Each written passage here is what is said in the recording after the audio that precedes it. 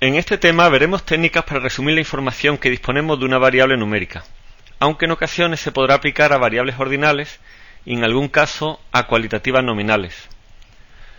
La idea es sintetizar en unos pocos números la distribución de la variable. Los resúmenes serán cantidades numéricas. Se les denomina parámetros cuando se calculan sobre una población. Al calcularlos sobre muestras, los denominamos estadísticos. A veces los estadísticos se calculan sobre una muestra representativa con la intención de aproximar el valor de un parámetro. En esos casos solemos denominarlos también estimadores.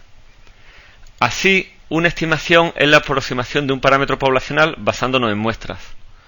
Por ejemplo, la altura media de los españoles es un parámetro. Da una cierta idea, aunque incompleta como todo resumen, de la altura en la población. Además, es imposible en la práctica de calcular. Imaginar la tarea que tiene eso. Si intentamos aproximarla usando la altura media de los individuos o de los estudiantes de un aula de la Universidad de Málaga, no tardaremos demasiado. Estaremos haciendo una estimación, aunque surgirá la duda de lo representativo de la muestra. Esto último no lo trataremos por el momento.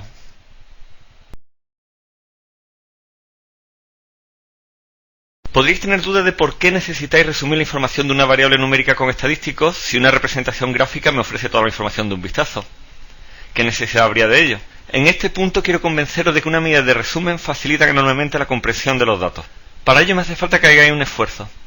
Si no comprendéis qué es lo que va a pasar, ignorad esta parte. Seguid avanzando en el curso y volved más adelante. Mirad, a la izquierda tenéis una base de datos con la altura media en centímetros de los miembros de la Sociedad Coral de Nueva York. Al lado tenéis el tipo de voz con el que interpretan. Hay primer y segundos tenores, primer y segundo soprano, etc.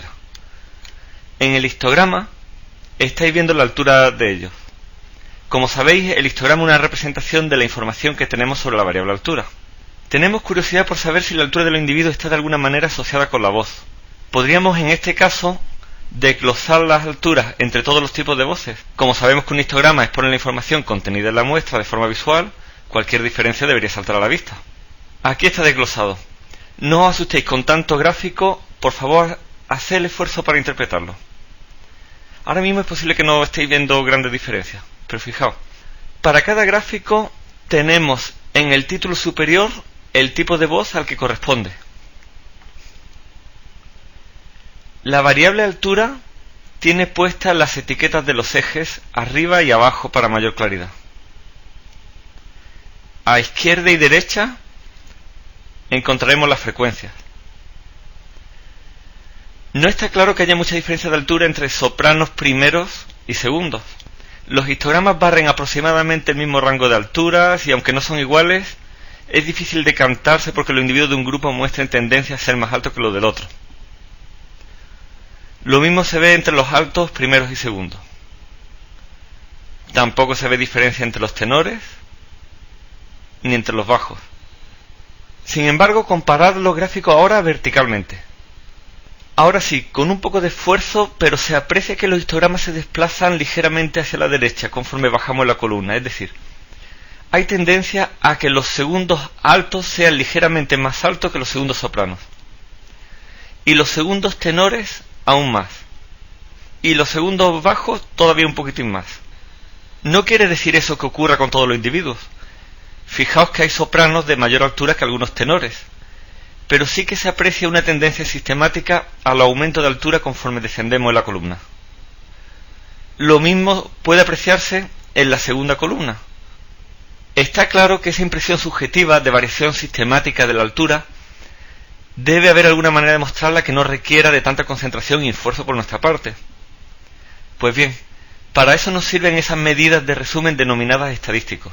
Sin entrar en más detalles de ello, os voy a mostrar un tipo de diagramas. Se denominan diagramas de cajas.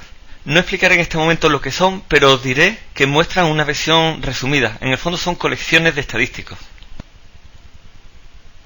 Aunque a esta altura no sepamos cómo se han construido estas gráficas, transmiten claramente la idea de que los sopranos tienen tendencia a tener una altura menor que, por ejemplo, los bajos o los tenores.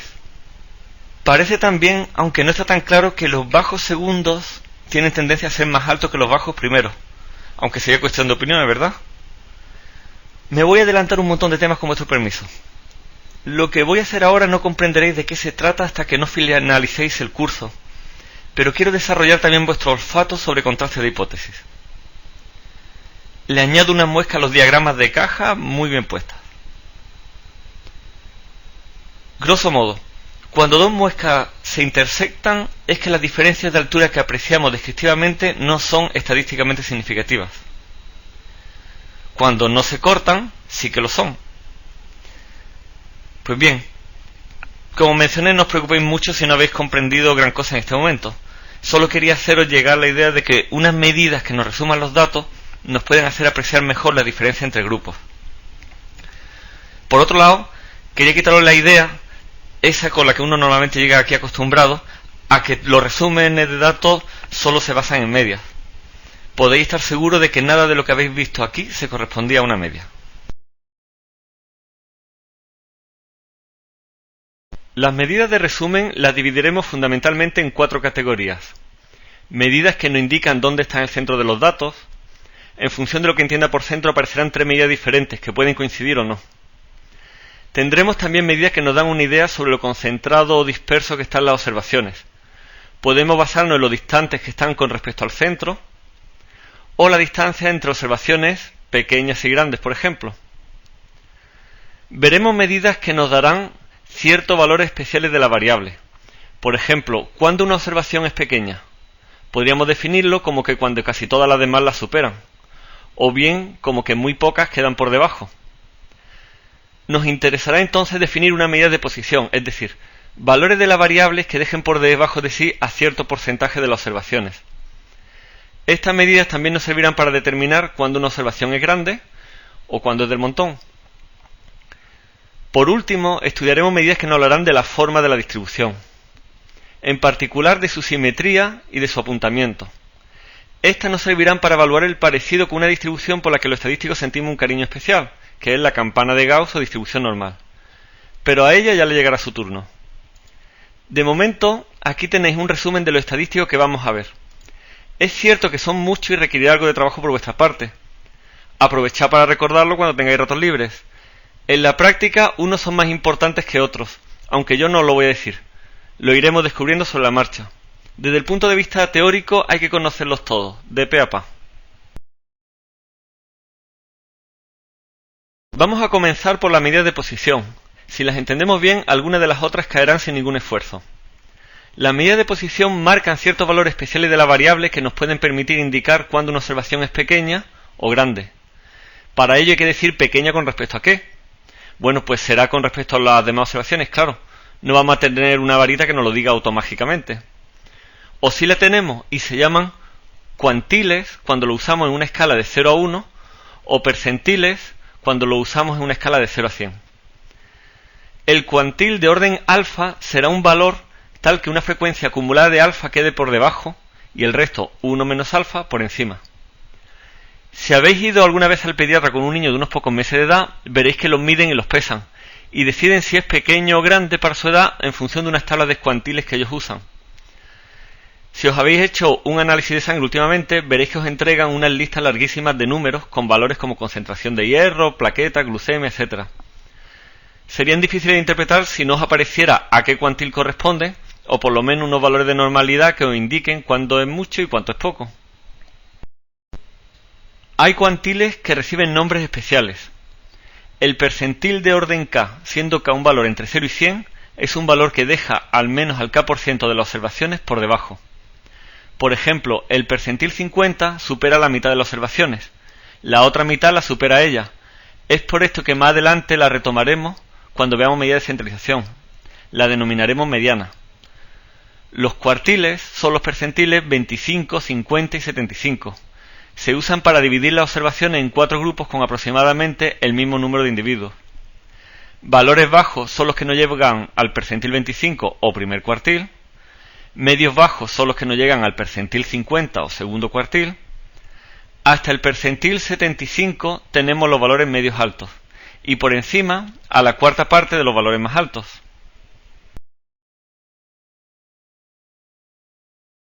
Vamos a calcular cuantiles sobre unas observaciones que corresponden al peso en kilogramos de 20 individuos. Estos oscilan entre los 46,2 y los 77,9 kilogramos.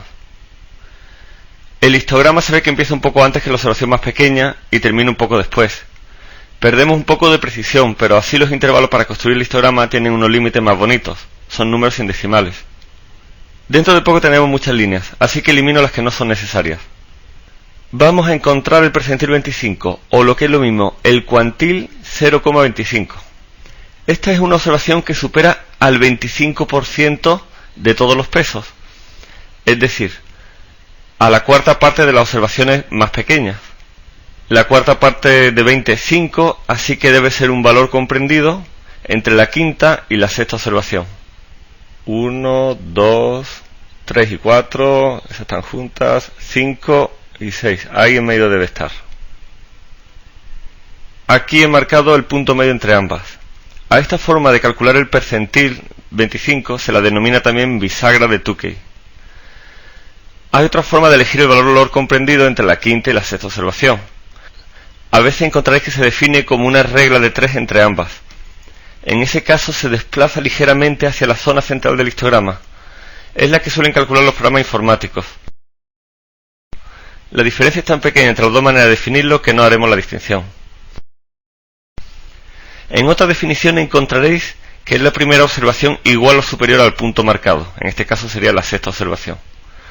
En este curso no voy a preferir unas definiciones sobre otras, pero estad atento. He visto exámenes de oposición, por ejemplo para médicos, donde las cuestiones llegaban a afinar hasta ese detalle. Así que consultad lo que diga el manual que estéis siguiendo. Vamos a encontrar el percentil 50. En este caso es un valor que deja por debajo al 50%, es decir, la mitad de las observaciones del peso, y la otra mitad queda por arriba. Como hay 20 observaciones, debe ser un valor entre la décima y la undécima observación. Llevaba 6, 7, 8, 9, 10 y 11. Entre esas dos tiene que estar.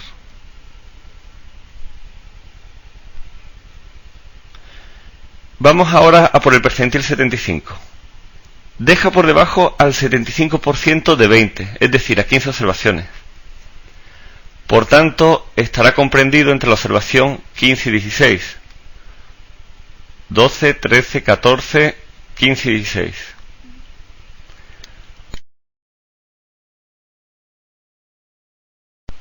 Observad que también puedo decir que deja por encima a la cuarta parte de los pesos mayores, o sea, a 5. 1, 2, 3, 4 y 5. Fijaos que los tres valores señalados dividen el rango de pesos en 4 segmentos, cada uno con el mismo número de observaciones. Es por ello que se les denomina cuartiles. Del mismo modo pueden definirse los quintiles, que lo dividen en 5 grupos. En este ejemplo cada uno contiene a la quinta parte, es decir, a 4 observaciones.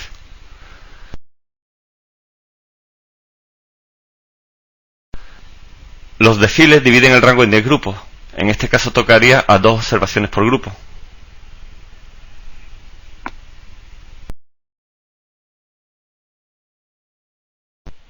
Veamos algunos ejemplos de uso de medida de posición.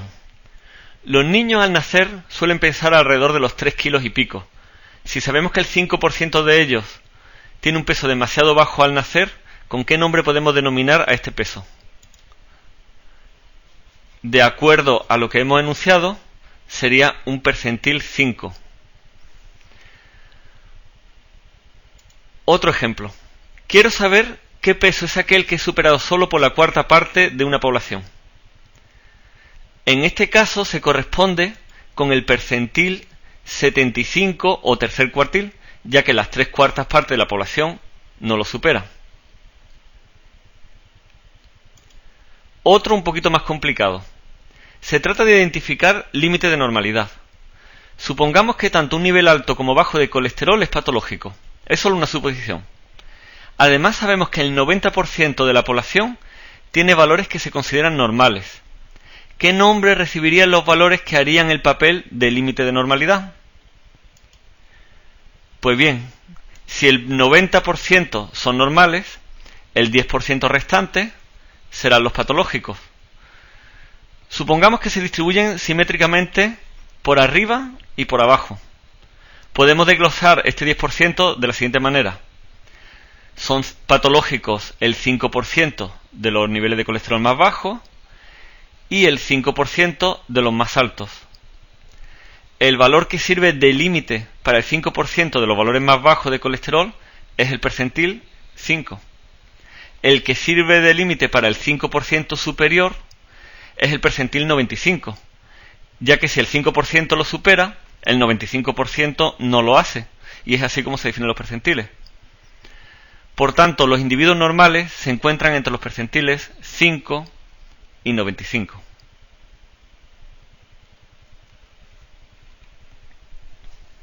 Nos interesa saber ahora entre qué valores se encuentra la mitad de los individuos más normales de la población.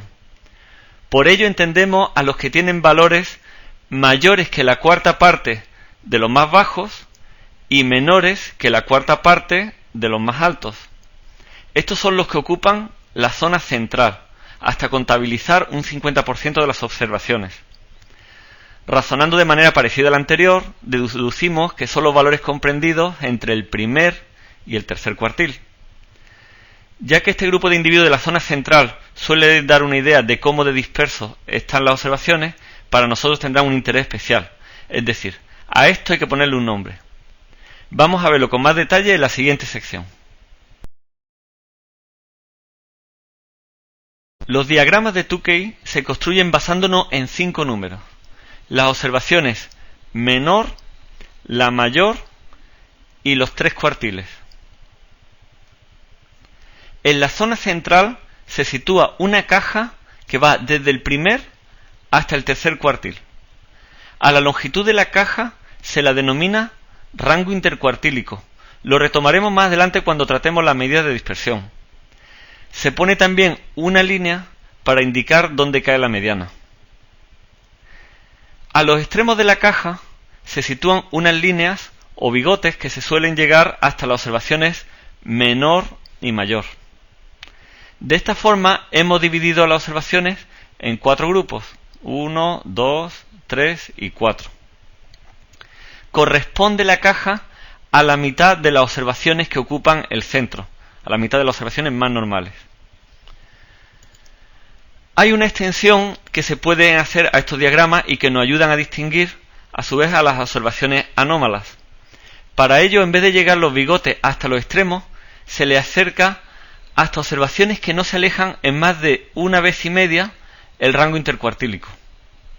Las observaciones que están más allá se marcan con un símbolo que las destaca. En la práctica, si los datos se distribuyen normalmente, y ya veremos que eso más adelante, casi el 99% de las observaciones no deberían salirse del espacio representado por los extremos de los bigotes. Como vemos, nos suministra información no sólo de dónde está el centro de los datos, sino de su dispersión y de las observaciones anómalas.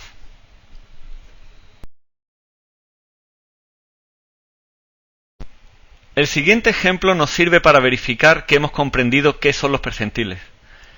Vamos a calcularlos sobre una tabla con la distribución de la variable número de años de escolarización que ha sido tomada sobre una muestra de un censo de población de individuos mayores de 18 años. A la derecha tenemos una tabla de percentiles calculados con SPSS. Nos dice, por ejemplo, que el percentil 20 es 11. Veamos cómo se encuentra buscando en la tabla. Debemos elegir un valor de la variable que el 20% de los individuos no llegue a superar. Lo más directo es ir a la columna de frecuencia acumulada y buscar la primera que sea superior o igual a 20. Cuando tenemos la frecuencia, el valor buscado está en la columna de las modalidades. La respuesta es 11. En el gráfico inferior os muestro la parte de la población que no supera al percentil 20. Vamos ahora a calcular otro percentil. En este caso, el percentil 90. SPSS nos dice que es 16. Para calcularlo nosotros, de nuevo nos vamos a la tabla, elegimos la columna de las frecuencias acumuladas y buscamos el primer valor que supere o sea igual al 90%. Una vez que lo tenemos, en la columna de las modalidades encontramos que eso corresponde a 16 años de estudio. De nuevo, en el gráfico inferior, veis que corresponde a un valor alto de la variable.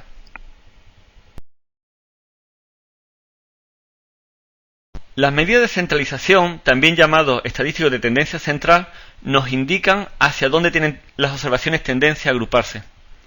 Hay varias posibles maneras de definir el centro. En concreto, nosotros definimos 3. A cada una le corresponde un estadístico. A veces pueden coincidir las medidas, pero en general ofrecen resultados diferentes. La medida de centralización que todo el mundo conoce, aunque no haya seguido cursos de estadística anteriores, es la media. Consiste simplemente en el promedio de las observaciones, es decir, la suma de todas las observaciones dividido por el número de estas. Os puede recordar al concepto físico de centro de gravedad de un grupo de partículas. Recordad que se calculaba como la suma de las posiciones multiplicados por la masa relativa de estas. Más adelante, cuando estudiemos el concepto de desviación típica, veréis que es una medida muy conveniente, sobre todo si los datos se agrupan simétricamente con respecto a ella.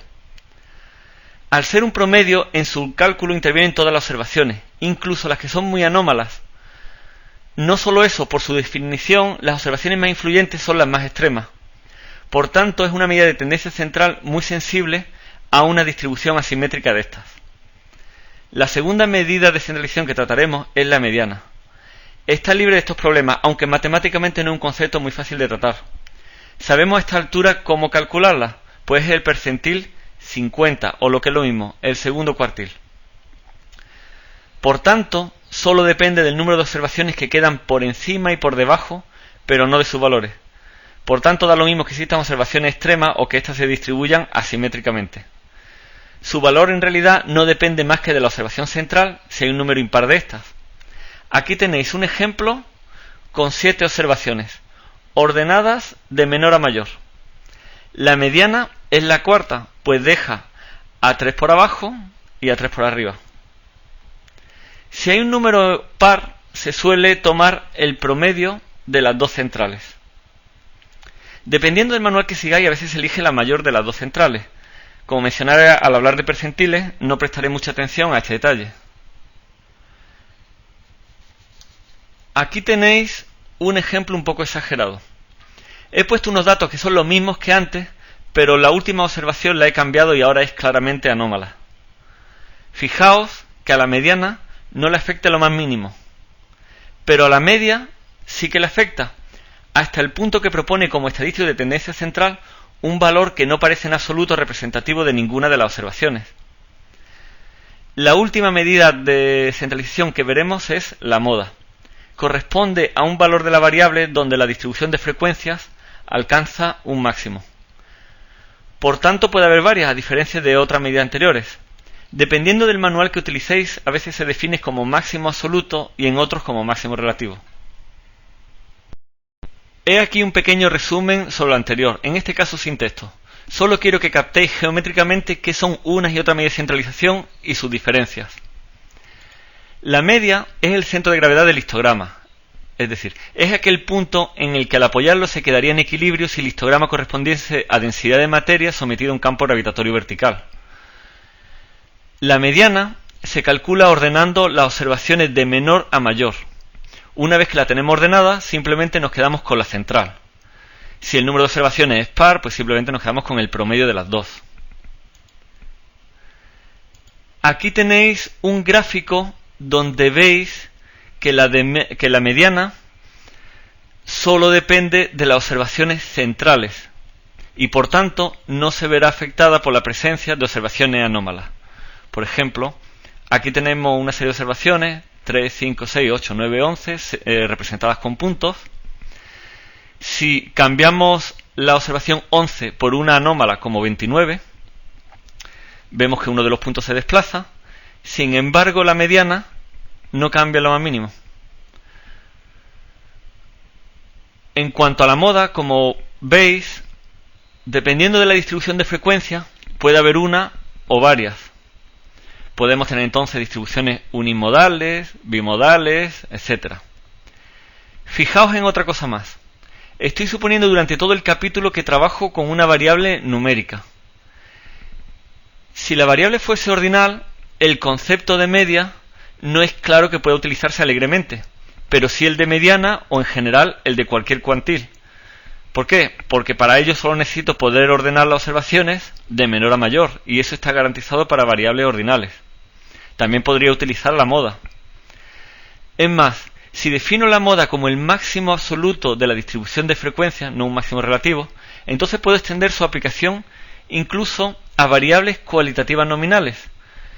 Aunque no pueda hablar de medias ni de cuantiles, esta medida de centralización sí que tendría perfecto sentido.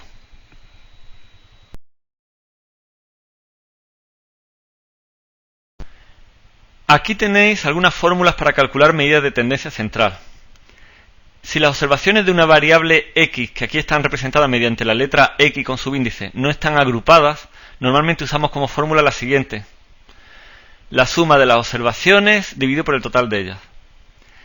Si los datos están agrupados en tablas, la fórmula parece un poco más repelente, pero curiosamente es más rápida de aplicar. Ya no hay tantas sumas como observaciones, sino como intervalos de agrupación, y estos son muchísimo menos. La idea es multiplicar el valor de cada modalidad por la frecuencia relativa con que se presenta. A veces la tabla podemos encontrarla con las modalidades de la variable agrupadas en intervalos.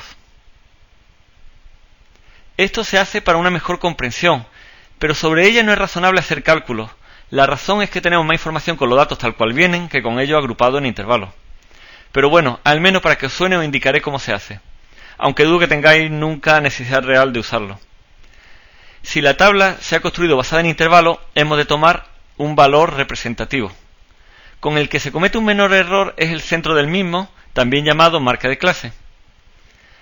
A veces el primer o el último intervalo no está acotado. Por ejemplo, la variable edad puede tener como último intervalo algo del estilo mayores de 80 años.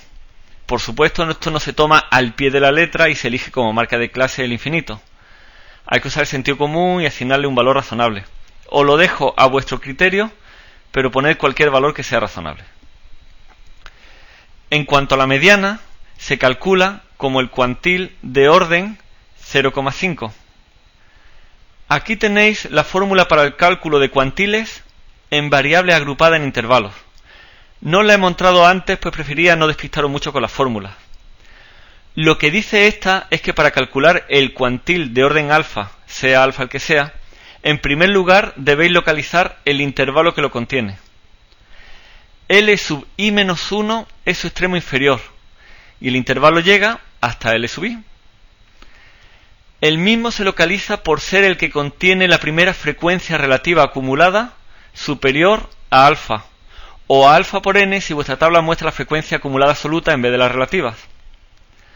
La frecuencia acumulada hasta dicho límite inferior del intervalo es n sub i menos 1, es decir, la frecuencia acumulada hasta el intervalo justo anterior, el que termina en L sub i menos 1.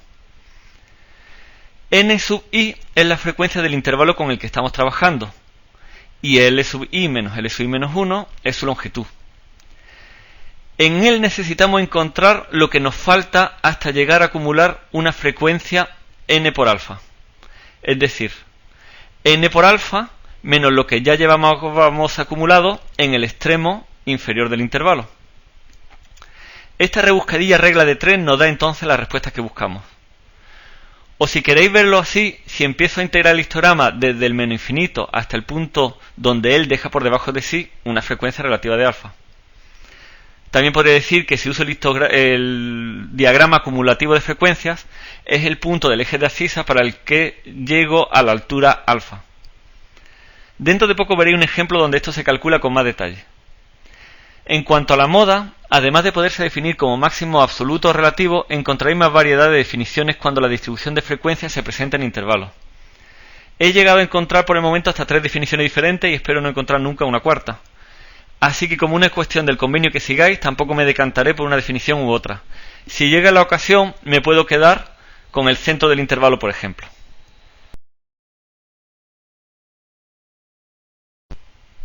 Aquí tenéis un ejemplo donde se calcula con cierto detalle media, mediana y moda, además del percentil 75, sobre una tabla con una variable agrupada en intervalos. Os repito que el ejemplo es más académico que práctico, pues en realidad los cálculos se hacen siempre con un ordenador usando los valores reales observados. En el histograma, cada unidad de área corresponde a un individuo. Lo he dividido en rectángulos para que podáis resolverlo gráficamente si queréis. En primer lugar, para calcular la media, hemos de elegir un representante de cada intervalo. El más natural es el mismo centro y lo añadimos a la tabla. Para calcular la media hay que multiplicar cada marca de clase por su frecuencia. Todo se suma y se divide por el tamaño de la muestra y obtenemos la media. El cálculo de la mediana es un poco más delicado. Por ser el cuantil 0,5, busco la primera frecuencia acumulada que supere al 50% de 58 individuos. Estos son 29. Así que buscando en la tabla, en la columna de la frecuencia acumulada, busco esa primera frecuencia que supera 29 y es esta, 36. Entonces el intervalo que contiene al cuantil que busco es el que empieza en 60. Justo al llegar a 60 llevo acumulada una frecuencia de 15. Esto corresponde al n sub i menos 1, n grande sub i menos 1. Para llegar hasta el 50% de 58 necesito tomar una frecuencia de 0,5 por 58 menos 15, que es lo que llevaba acumulado anteriormente. El intervalo donde busco sé que posee una frecuencia de 21 en una longitud de 10. Aquí están representados en la fórmula. Sustituyo todo en la fórmula y me sale la respuesta, 66,6. Aquí tenéis otro ejemplo. Vamos a calcular el percentil 75 o cuantil 0,75. El 75% de 58 observaciones es 43,5. Busco en la columna de frecuencias acumuladas el primer valor que lo supera y veo que es 47. Eso me indica que la solución buscada está en el intervalo que empieza en 70. La frecuencia acumulada hasta ese punto era 36.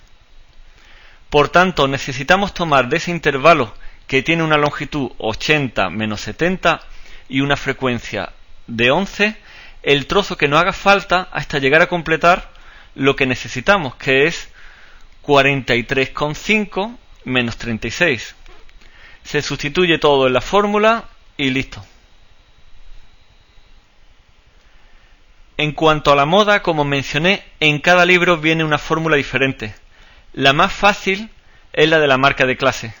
Así que lo que hago es fijarme en el intervalo de mayor altura y me quedo con el punto central.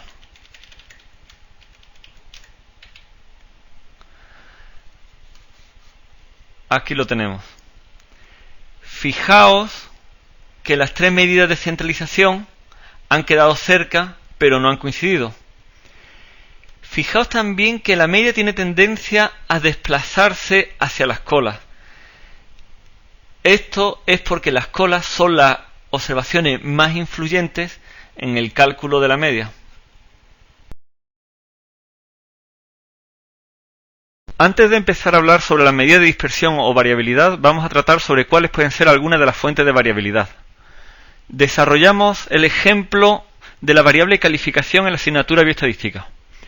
Cada estudiante obtiene un valor diferente. ¿Cuáles pueden ser las causas?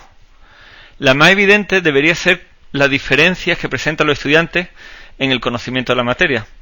Pero hay más causas o fuentes de variabilidad. Es decir, si fuese posible elegir a dos estudiantes que sepan exactamente lo mismo, a pesar de ello posiblemente no sacarían las mismas calificaciones. Aunque claro, al haber eliminado la principal fuente de variabilidad, esperaríamos que no fuese muy diferente. Esta idea de eliminar cualquier posible fuente de variabilidad no interesante está detrás de todo ensayo clínico. Por ejemplo, dormir poco el día previo al examen afecta al resultado, está claro. Esta es una causa de variabilidad relacionada con la habilidad individual para pasar la prueba en un momento concreto. El estudiante puede tener conocimientos, pero no la habilidad para plasmarlos. Otra causa de variabilidad es la misma elección de las preguntas que hace el evaluador. A este tipo de fuente de variabilidad se la denomina error de medida. Por último, supongamos que el examen contiene pruebas de tipo test. El estudiante duda entre varias opciones y al azar elige una cualquiera. Puede ser la buena o puede ser la mala. A esta fuente de variabilidad se la denomina aleatoriedad. Una vez que estáis convencidos de que al hacer una medición puede haber diferentes causas para la variabilidad, os imaginaréis que en cualquier experimento o ensayo clínico se intenta evitar desde el diseño toda la variabilidad que no está relacionada con el objetivo del experimento. Por ejemplo, si estamos probando un fármaco, solo nos interesa la variabilidad relacionada con los efectos que produce. No nos interesa la variabilidad relacionada con los instrumentos de medida o con la diferencia entre pacientes. Por ello, son experimentos donde se elige a unos pacientes que reúnen unas condiciones muy precisas de edad, historial clínico, etc. No se hace así porque no interesa saber qué resultado dará sobre individuos cualesquiera, sino porque se quiere aislar el efecto del tratamiento de cualquier otra causa que pueda influir. Bueno, bien, una vez que os he contado esto, vamos a pasar a estudiar diferentes medidas para evaluar la variabilidad en un conjunto de observaciones.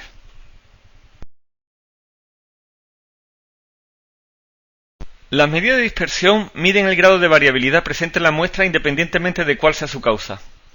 La más sencilla de todas es el rango o distancia entre la menor y la mayor. Aquí os he puesto un ejemplo donde he destacado en una muestra las observaciones menor y mayor. El rango es la distancia que hay entre eso, la mayor y la menor, que en este caso es 7. Aquí tengo un histograma y he marcado en ese histograma la observación más pequeña y la más grande. Coinciden con los extremos del diagrama de Tukey. Pues bien, el rango es la distancia que hay entre esas dos observaciones. Como solo se usan las dos observaciones más alejadas, es desde luego muy sensible a la presencia de anomalías. Una medida similar, pero que no es tan sensible a observaciones anómalas, es el rango intercuartílico. Aquí os lo he mostrado en la gráfica, marcando el percentil 25 y el 75, primer y tercer cuartil. El rango intercuartílico es la longitud que tiene esta caja. En otras palabras, podría decirse que el rango intercuartílico es lo que queda cuando quitamos la cuarta parte de las observaciones más pequeñas, la cuarta parte de las observaciones más grandes y medimos el rango de lo que ha quedado en el centro. Ambas medidas de dispersión están muy bien reflejadas en los diagramas de Tukey.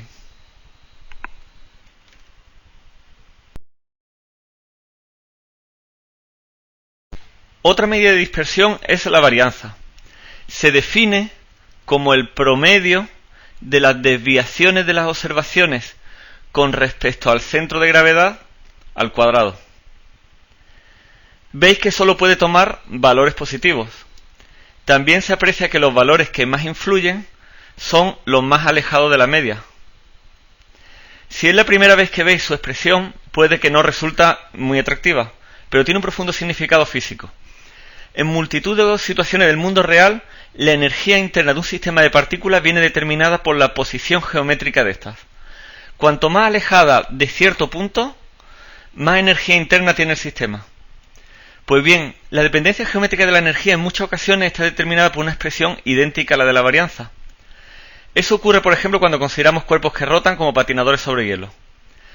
Al unir los brazos empiezan a girar más deprisa, ya que al disminuir la dispersión, para conservar la energía, la naturaleza lo que hace es hacerle girar más rápido. También ocurre cuando tenemos muelles o elásticos estirados fuera de su posición de equilibrio. Cuando los soltamos, la energía potencial que contiene el sistema, que está asociada a esa configuración espacial, se va transformando en energía de movimiento conforme se acercan al punto de equilibrio. Bueno, todo esto era para venderos la idea de que la varianza no es una ocurrencia más de lo estadístico. A la naturaleza se le ha ocurrido usarla mucho antes, así que debe ser por algo. Una objeción que se puede plantear a la varianza es lo poco intuitivo de sus unidades. Por ejemplo, si trabajamos con la variable número de hijos, fijaos en qué se mide la varianza. Se mediría en hijos al cuadrado. Esto a los físicos sabéis que no les importa, pero a los médicos sí. En su lugar, estos prefieren usar como medida de dispersión una que use, por ejemplo, las mismas unidades que la variable.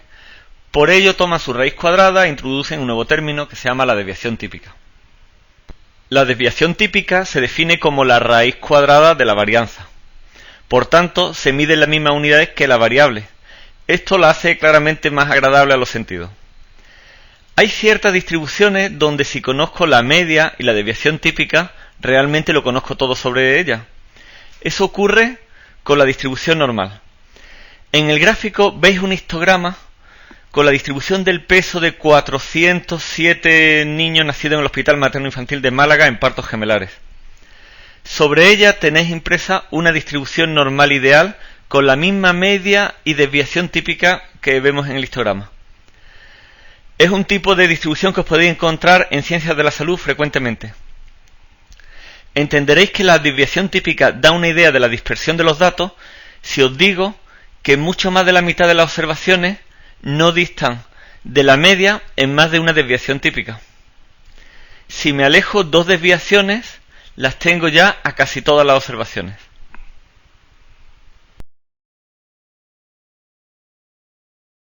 Lo que veis en la siguiente gráfica no son datos reales sino simulados por ordenador. Podría corresponder a la altura en centímetros de individuos que se distribuyen de modo aproximadamente normal. Debajo podéis entrenar el ojo a reconocer cómo la densidad de observaciones es grande cerca de la media, que ha sido marcada con un triángulo, y conforme nos alejamos de la media, la densidad disminuye, tanto si nos alejamos por la zona superior como por la zona inferior.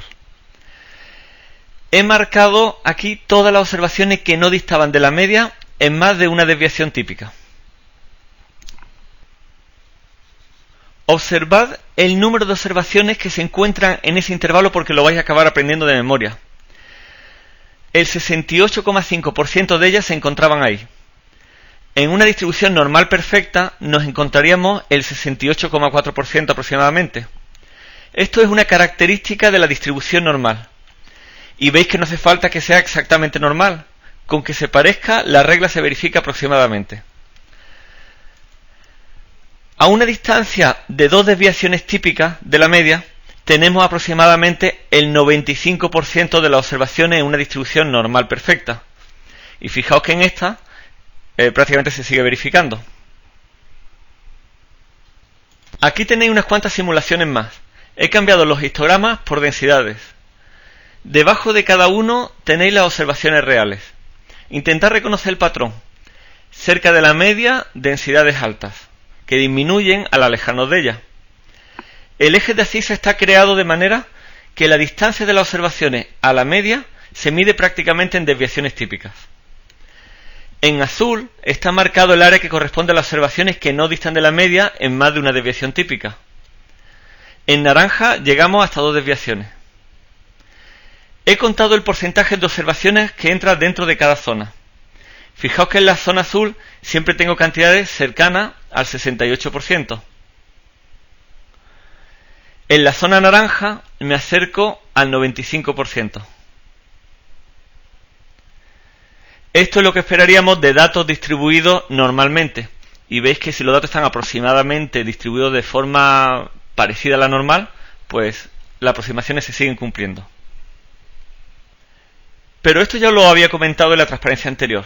El verdadero objetivo de esta transparencia es otro. Quiero que desarrolléis vuestra intuición estadística. Habéis observado que acompaño los gráficos de diagramas de Tukey. Estos nos dan habitualmente una buena representación de la distribución con solo 5 números. Pero si os fijáis, cuando los datos son más o menos normales, en realidad con solo 2, la media y la desviación típica tengo suficiente. Tomad el tiempo que queráis y fijaos en la proporción de tamaño entre la caja y la zona azul. No os quiero agobiar con números, pero más o menos esta proporción es algo que se mantiene. Y prestad atención ahora a los bigotes. Normalmente barren un espacio similar, un poquito superior al ancho de la zona naranja, es decir, a 2 desviaciones típicas. Observad que se marcan como observaciones anómalas aquellas que se alejan un poquito más allá de la zona naranja. Es decir, alrededor de 2 desviaciones típicas y media acostumbran a encontrarse. En conclusión, no debéis preocuparos con memorizar las cifras que os acabo de dar, aunque no estaría de más que las metabolicéis. Simplemente recordad que cuando la distribución de las observaciones es más o menos normal, con solo 2 números media y desviación típica estoy dando ya muchísima información. El coeficiente de variación no es más que la desviación típica con un nuevo toque de maquillaje que suele hacerla fácil de comprender incluso al profano. Es simplemente la desviación típica dividida por la media. En un lenguaje más llano nos dice cómo de grande es la dispersión comparada con un valor representativo de las observaciones. Es frecuente que se dé en porcentaje. Por ejemplo, en lugar de decir que el peso medio de un individuo es 80 kilogramos con una desviación típica de 20, podría decirse que el peso medio es 80 kilogramos con una variabilidad del 25%. Esta forma de presentar la desviación típica es, como hemos dicho, el coeficiente de variación. Es recomendable presentarla así, sobre todo cuando se quiere comparar la dispersión de variables medidas en diferentes unidades, ya que ella es una cantidad adimensional. Por ejemplo, si queremos comparar colesterol y glucemia, la más dispersa de las dos es la que tiene el mayor coeficiente de variación, no importa en qué unidades se midan una y otra. Por otro lado, no debe usarse en variables que no se midan en escala de razón, por ejemplo, cuando el 0 es una cantidad fijada arbitrariamente.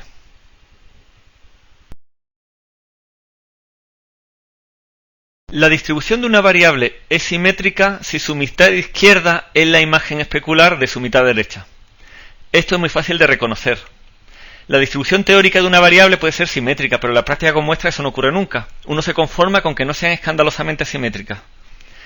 Si lo pensáis, os daréis cuenta de que en distribuciones simétricas, media y mediana tienen que coincidir necesariamente. Si además solo existe una moda, esta también tiene que coincidir.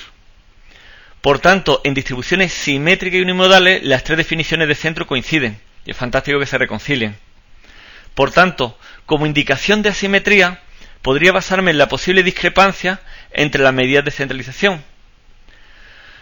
Consideraremos que la simetría es positiva cuando nos encontremos una cola del lado derecho de la distribución. Será negativa cuando esté del lado izquierdo. Es fácil de memorizar si os acordáis de qué lado del eje se encuentran los valores positivos, asimetría positiva, y negativos, asimetría negativa. Aquí os he puesto una distribución simétrica en la zona central.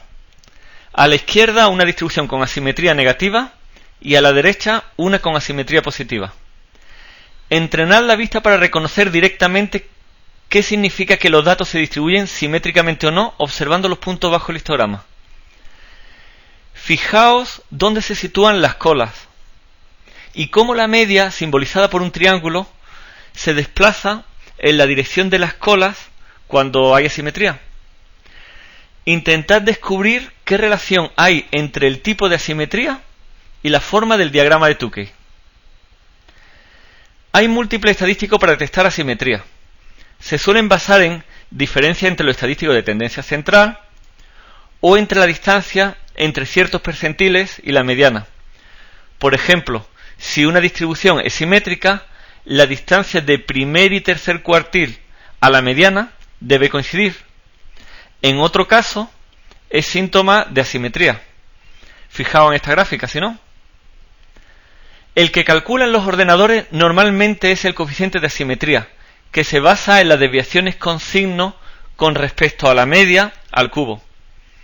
Al considerarse las desviaciones al cubo se le da mucha mayor importancia a las observaciones que se alejan de la media, es decir, la mayor contribución con diferencia la hacen las observaciones situadas en las colas.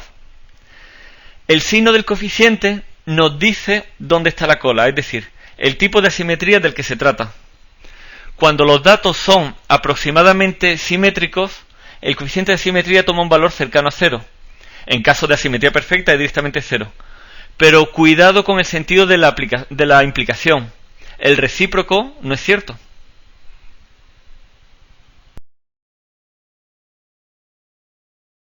El siguiente estadístico de forma que trataremos es el apuntamiento o kurtosis. Mide si las observaciones son más o menos apuntadas que la distribución normal. Intentad reconocer el apuntamiento visualmente y después veremos las definiciones. Tenemos 3 muestras de tamaño 100, cada una con diferente grado de apuntamiento. Vamos a prestar atención a la gráfica central, que tiene una distribución aproximadamente normal. Las observaciones tienen tendencia a concentrarse con respecto a la media, disminuyendo la densidad progresivamente cuando nos alejamos del centro. En el diagrama de caja no se aprecian demasiadas observaciones anómalas. De hecho, yo no estoy viendo ninguna. La flecha marca el intervalo que hay desde la media hasta la distancia de una desviación típica. Encontramos una cantidad próxima a la habitual, 68%. A la izquierda tenemos una distribución aplanada. Fijaos que la densidad alrededor de la media no es especialmente alta. La densidad de observaciones es más o menos la misma en todo el rango. Esto se traduce en el diagrama de cajas porque la caja central es anormalmente grande con respecto a la anterior. Para recoger al 50% de las observaciones, tiene que ampliarse hasta barrer la mitad del rango. Observad que el número de observaciones que se encuentra a distancia inferior a una desviación típica de la media es muy inferior al que se observa en la distribución normal. En este caso es un 57%. Vamos a estudiar ahora una distribución muy apuntada. Hay una gran densidad alrededor de la media, pero si nos alejamos de ella, seguimos encontrando observaciones repartidas regularmente donde no la esperaríamos en principio. En el diagrama de Tukey se apreciará una caja excepcionalmente pequeña, ya que en muy poco espacio hay muchas observaciones. En el intervalo que hay desde la media hasta la distancia de una desviación típica, nos encontramos un porcentaje de observaciones muy elevado con respecto al habitual 68% de la distribución normal. En este caso estoy leyendo 82%. También encontraremos demasiadas observaciones anómalas con respecto a lo que cabría esperar en una campana de Gauss. Fijaos que para 100 observaciones hay aquí un buen montón de anomalías. Ya que tenemos una idea intuitiva sobre el apuntamiento, hablemos del estadístico que lo mide, que se denomina kurtosis. Cuando la kurtosis es negativa, decimos que la distribución es aplanada. Cuando tiene la misma kurtosis que la normal, decimos que es mesocúrtica. La kurtosis toma un valor cercano a 0. Cuando la kurtosis es positiva, decimos que es apuntada o leptocúrtica. Estáis viendo que a lo largo del tema hago mucha referencia a la distribución normal. En muchas pruebas estadísticas, sobre todo en estadística inferencial, el alejamiento de las observaciones de la distribución normal puede invalidar las conclusiones. Es conveniente en esos casos examinar los estadísticos de asimetría y apuntamiento para ver si hay evidencia en contra de la suposición de normalidad. Pero no solo en inferencia estadística. Espero que a estas alturas tengáis la intuición de que datos más o menos normales pueden ser resumidos usando la media y desviación. Pero si no lo son, la media no es una buena indicación del centro. Pensad en un país pobre. En él hay unos cuantos individuos inmensamente ricos. Si calculamos la renta media, puede darnos una impresión falsa sobre el nivel económico de los habitantes. Con seguridad es mucho más informativo dar bien la mediana. Y mejor aún si damos los cuartiles. Por otro lado, os estaréis diciendo que tanto la kurtosis como la asimetría en una muestra elegida al azar, raro será que valgan 0 las dos. ¿Cómo decidir cuándo nos estamos alejando de la normalidad? Y tendríais razón. En el mundo real nunca valdrán 0 exacto. Sin embargo, podremos evaluar si son valores razonablemente cercanos a 0 cuando conozcamos más cosas sobre intervalos de confianza y errores típicos. Para eso antes hay que aprender unas cuantas cositas. También hay otros métodos más interesantes para jugar sobre la normalidad, pero los trataremos cuando conozcamos más sobre la campana de Gauss. Aquí tenéis los resultados como suele mostrarlos SPSS. Corresponden a la variable número de hijos obtenidos sobre una muestra del censo. La variable es discreta y he preferido mostraros su distribución con un diagrama de barras. Encima tenéis un diagrama de cajas de Tukey. Como ejercicio deberíais reconstruir a mano el diagrama de cajas basándoos en el de barras. Para ayudaros he puesto encima de cada barra tanto la frecuencia absoluta como la relativa. ¿Por qué no aparece el bigote inferior en el diagrama de cajas? ¿Apreciáis asimetría en la distribución de la variable número de hijos fijando en el diagrama de barras? ¿Cómo se traduce eso en el diagrama de cajas? ¿De qué lado estaría la cola? Al lado os he puesto una tabla con el resumen de un conjunto de estadísticos. Los sombreados son los que espero que sepáis interpretar a esta altura del curso. Repasadlos y pensad en las dimensiones en las que se mide cada uno de ellos. ¿De cuántas formas diferentes podríamos medir la variabilidad? Falta aquí la variabilidad medida como un porcentaje de la media. ¿Te acuerdas de cómo se llama el estadístico que la mide así? calcula también su valor.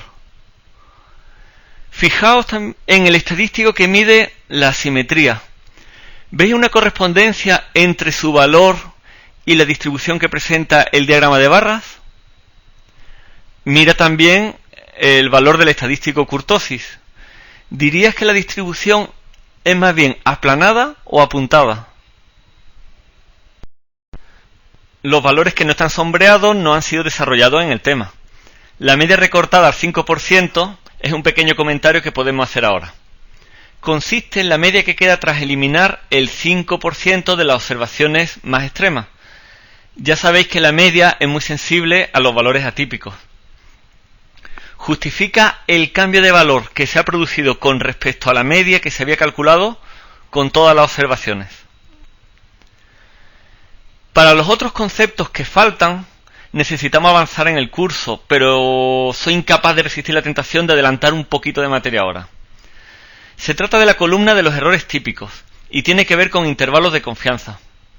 Ocurre que esta muestra ha sido extraída de una población, por tanto en principio no sé hasta qué punto estos valores de la muestra se han aproximado a los valores reales de la población. Os puedo dar una mala noticia típica de cualquier estudio estadístico, que es los valores de la población no los conoceré probablemente nunca. La buena es, aunque en principio parece otra segunda mala noticia cuando uno es estudiante, como digo, la buena noticia es que aprenderéis métodos para estimar con cierta confianza o probabilidad de acertar por dónde debe andar el parámetro poblacional. Os adelanto lo que podréis decir mirando la tabla cuando estudiéis los próximos temas. Puedo afirmar con una confianza del 95% en que el método que uso no se equivoca en esta ocasión, de que la media poblacional no dista más de 2 errores típicos de la media muestral. Es decir, se encuentra la media poblacional a menos de 2 veces 0,45 unidades de 1,9 hijos. Dicho intervalo está escrito abajo, proporcionando directamente el límite inferior y superior para la media poblacional con la confianza mencionada del 95%. Otras cuestiones que podría decir, por ejemplo, me podría interesar.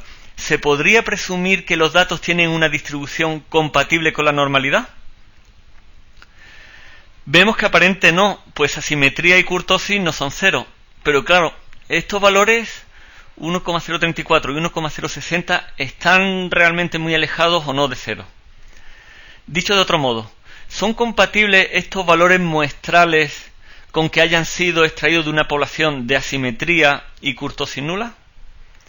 Podría contrastar esta hipótesis afirmando que la simetría poblacional no debe alejarse con confianza del 95% en más de 2 errores típicos de la muestral, y desde luego el 0 queda bastante lejos de 1 y pico más o menos 2 veces 0,063. Lo mismo puedo decir con la kurtosis. 0 está muy alejado de 1,060 más menos 2 veces 0,126.